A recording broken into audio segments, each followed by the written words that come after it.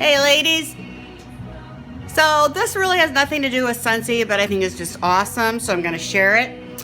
I've been working on some solar art, solar lights, and now I'm going to show you.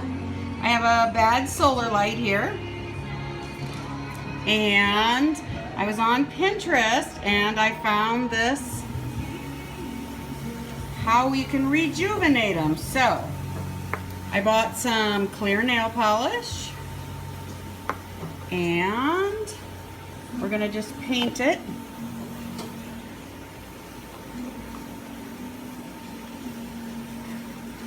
Excuse the music, I have no idea what my daughter has on, but look at this. Is this not amazing? I'm just totally amazed by this. It's just, and now after doing this, they work.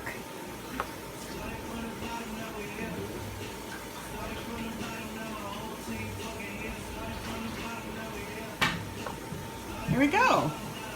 Just an idea for you guys. Have a good day.